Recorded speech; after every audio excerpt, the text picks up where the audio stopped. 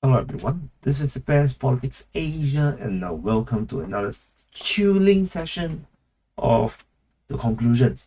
So we'll be covering the past 36 hours of things, uh, which for the day of 977 to, no, today, 978, 27 to 28 of October, which is right now.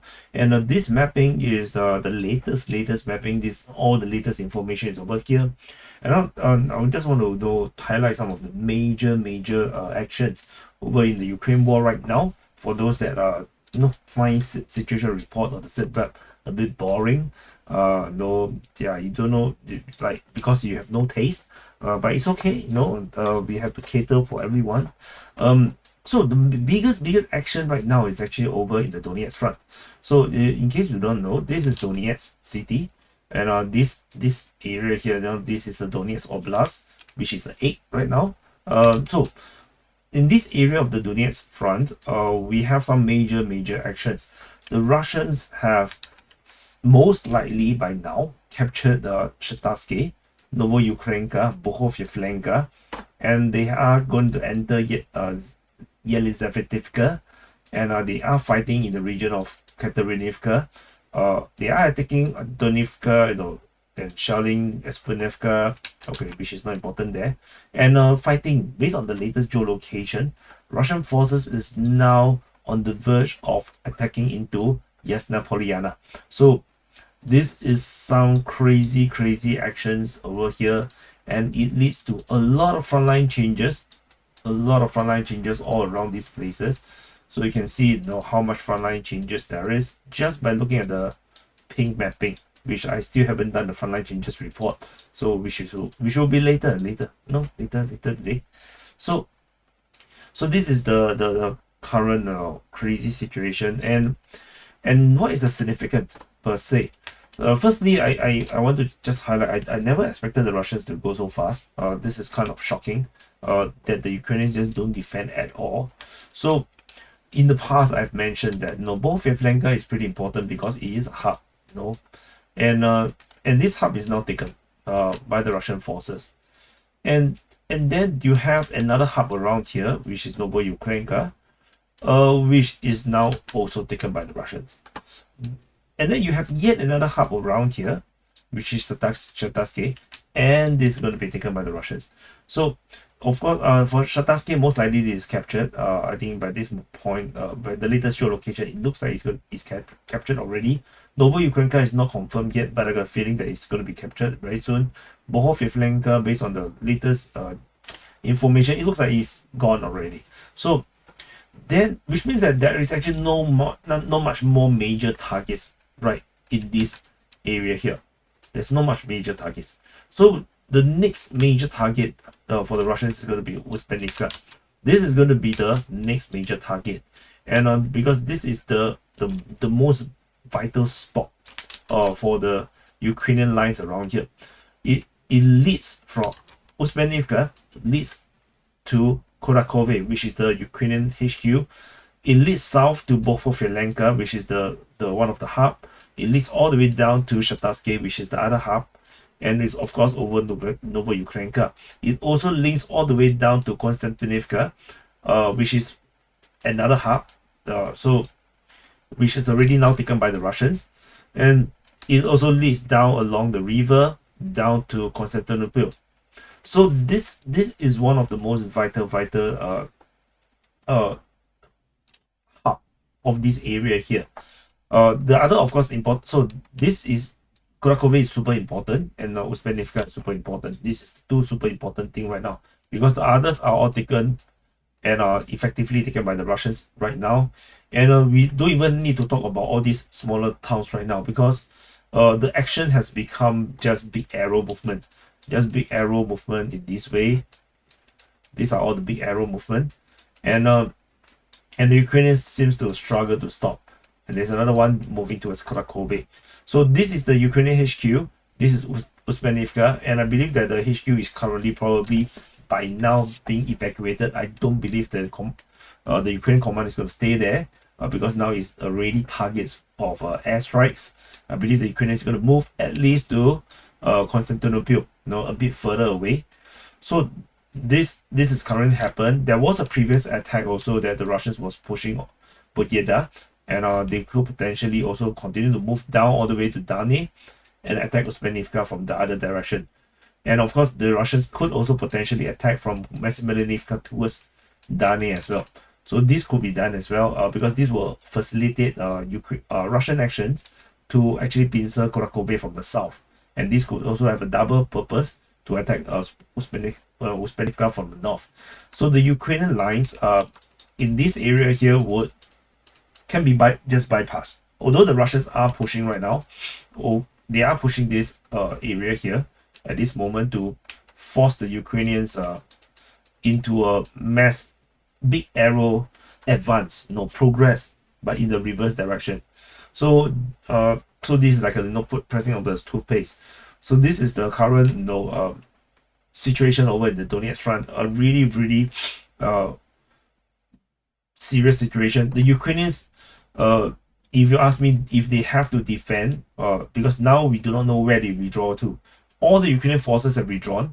Let's use another color.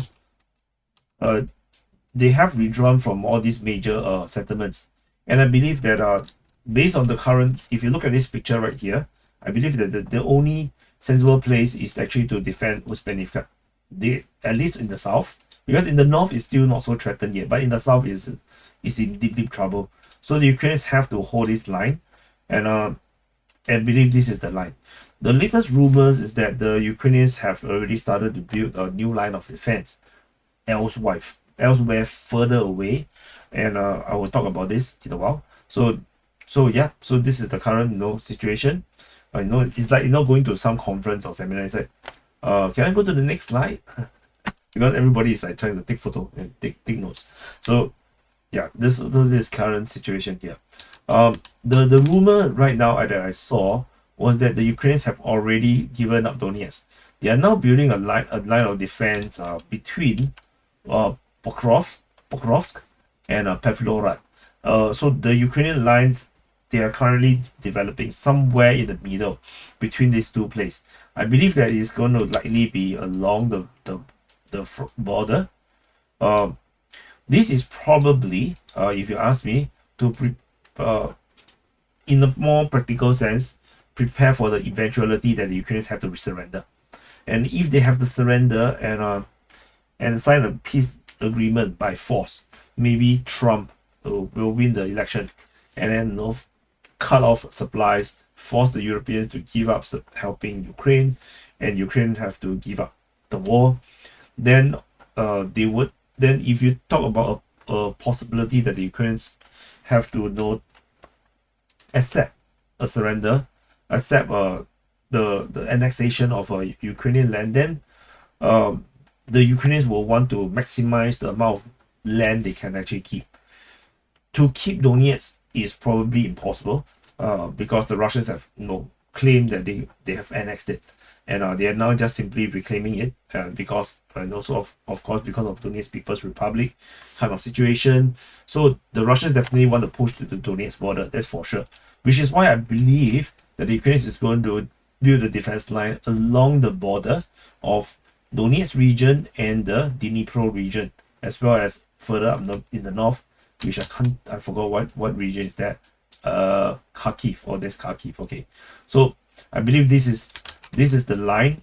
This is the line right now at this moment that they are trying to build the defense line to just so that if the Russians try to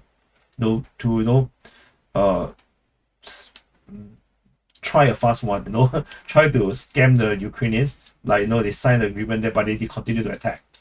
At least there's a defense line to stop the Russians from storming through. So because at this moment, if you look at the real positions, the entrenchment that is mapped, actually there isn't much across the oblast border. So I think this is where the line is going to be, which is actually not that far, in the grand scale of things. I mean, the Russians are still pretty far, but I mean from the front line, 20 kilometers, but definitely they are already anticipating the possibility that they would lose Uspenovka, and then the Russians will actually head to Constantinople, which they will probably lose it as well eventually, and the Russians could basically reach the border of the Dnipro region, which I think the Ukrainians need some time to build the defenses. So this time around, they're going to build it quite far away. And of course, the other front line, main Russian push is in this region, the Selydove Hernik region. So the Russians are on the verge of full capture of Selydove. Currently, there is no news regarding the Selydove. We're probably gonna see it maybe a few more hours. And the Russians have most likely on the verge of capture of Vishneve. They are pushing Oleksievka. So the Russians are pushing in this direction, and they're also pushing in the south with the capture of Hernik, and they are now trying to squeeze the Ukrainians in this area. There's some potential fighting over the Optyrske region. They are pushing down towards Voznesenka. So this is one of the other major fighting area here, where the Russians are trying to push the Ukrainians out from the Hernik region, and they are trying to secure Selydove. The main objective in this area is the railway line, I believe. There's a number of railway lines around here, and there's one leading all the way up to Pokrov. This is one of them. Another one coming from Adievka towards Pokrov. This is the one that the Russians are currently pushing on at this moment. This line also go all the way to Milorad, which is the Russians are also attacking towards. So the Russians are attacking Lysivka to try to reach the other side. So there is this importance to secure Selydove, because once they have all the railway lines, the Russians can refurbish, repair it, and then actually use it to send troops up front, send reinforcement, resupply up front, rather than using trucks, which is much more inefficient. So the Russians could potentially do that. The railway line runs through Hernik, which is why Hernik is important, because Sukerini, Hernik, and Kurakivka, and so this is why the Russians would want this place. So do they link this railway? It doesn't look like it links. So yeah, so there's another railway line running through to Hostray from Krasnohorivka. So this could also potentially be used, but this is very near to Donetsk. It's not particularly a logistical problem at this moment. Yeah, but it's probably looking into the future. So the Ukrainians this is the most important city right now for the Ukrainians in the Donetsk region, where they cannot lose, because once they lose this, all logistics will go to shit. The Russians are pushing in this direction. So this is but no, this is not the big superstar right now. No, the superstar is actually in this area. Just some other major things. The Russian mapping have came out for the Toreks region. Ryba, the pro-Russian source, which I trust a lot, do map the Zabalka regions similarly to DPA. So both Ryba and DPA actually maps the Zabalka region, which is this area here, the similar way, where we believe that there is Russian presence around here. For Ryba, they think that there is up to here, and the Ukrainians currently have the position on the eastern part, and they are trying to conduct attacks into the western part. So that is relief for me, because this area has been becoming quite a mystery right now. So at least I'm glad that if I'm wrong, Ryba wrong together with me, that kind of thing. So another big area here. Of course, there's fighting across all the front lines. But I'm talking. I want to cover the major ones is over in the Pischane front. So this Pischane, and the Russians are pushing Kryakivka, and in the Stemekivka region, and they have expanded control around Stemekivka, but the main thing is around here in the Senkove crossing. So this crossing around here, this is super strategically important. However, the Russians have seemingly advanced and captured most, if not all, of Kryakivka already, and they are already pushing down to the next village south of Kryakivka. So this bridge is gone. This bridge cannot be used anymore. The Russians basically have blocked out the other side. So this already confirmed that the Ukrainian logistics is going to have to go one big round. So this Kupiansk, there's a crossing over here. The next crossing is over at Borova. So the Ukrainian logistic will now have to go this way, the big round. should they want to exchange resources or forces, now they have to go one big round around here now. So this is the main strategic change around in this area here. So otherwise, I'm quite sure you will be interested in the Kursk front. The Kursk front is pretty much a stalemate. There is major clashes around this western flank. The Russian forces seemingly have secured most of Novo-Ivanovka, but otherwise the front line have not really changed. The fighting is still clashing around at Novo-Ivanovka region, Zelenishai, Nizhny Klin, Darino, and Nikolaevo Darino. Is basically one line continuous fighting. So this is the current situation. The Russian could potentially have captured Stotilo, Lyubimovka already, maybe secured most of Novo-Ivanovka, in fact probably even captured Leonidovo. So but tentatively we have no confirmation on all this. I'm just looking at where the fighting is being reported, and it looks like the line is pretty straight. So otherwise, the Ukrainians are still, pondering about attacking Novi Put. They have tried at many times, despite they have already effectively pushed out from this area here almost entirely. So there is no strategic purpose into trying to punch through this area anymore. They previously have a salient they cannot exploit. It. I think continuous attack towards Novi Put will be pointless. So the Ukrainians, hopefully, don't waste our troops. The Ukrainians was previously counterattack. They were attacking northward. This was not reported anymore. So I think the Ukrainians have failed to attack northward and probably didn't do much in that sense. And one of another developments is that the Russians are seemingly pushing towards Sudja from this railway line. Previously, the fighting was at the Ruskaya Konopelka as well as the Chekhovskaya Konopelka.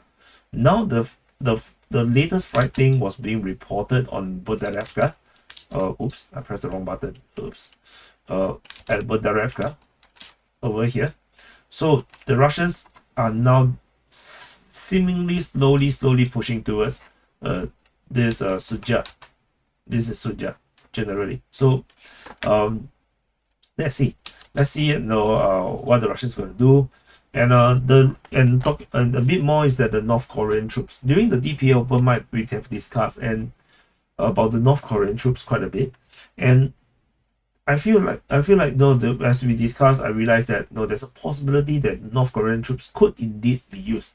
So there is all these rumors about the North Koreans going to be deployed in the next 2 days into the Kursk region, and the number ranges from 5,000 to 15,000. This based on the rumors from here and there that I saw. So it's like it could be as much as a brigade worth of North Korean troops. But I don't believe that the North Korean troops will be used inside of Ukraine. Tentatively, I just don't think it is the case, because it does constitute to escalation. Because yet another country's regular army enters Ukraine, there is not just North Korea attacking Ukraine. Not just Russia attacking Ukraine, but it will be North Korea as well. So I don't think that is the case. North Korea have a alliance treaty with Russia, newly signed military alliance. So I believe that the North Korean troops may be taking the opportunity to fight in the Kursk region to gain fighting experience. And by fighting in the Kursk front, they are fighting within Russia, which means that they do not break any international law. In fact, they are honoring the military alliance by defending their allied country. So I think the North Koreans appearing at the Kursk front is a high possibility, but don't expect the North Koreans to enter Ukraine. I don't think that is going to be the case, because there is geopolitical implications, which I believe Russia wouldn't want to have that become a problem for their diplomacy. But for North Korea to be fighting inside of Russia, in the Kursk front, I think that would represent a huge and clear message to the rest of the world, particularly to the West, to South Korea, to even China perhaps, that this military alliance is real between Russia and North Korea. So anyway, thank you for watching. This is the conclusions. So check out the next video. Probably the 6 8 hours, 10 hours. It's gonna be the frontline changes report, and there's a lot of frontline changes report to summarize. And so hopefully you will continue to support me. If you watch to this point, I think it's fair to say that you should press the subscribe button. Subscribe, and I'll see you guys in the next update.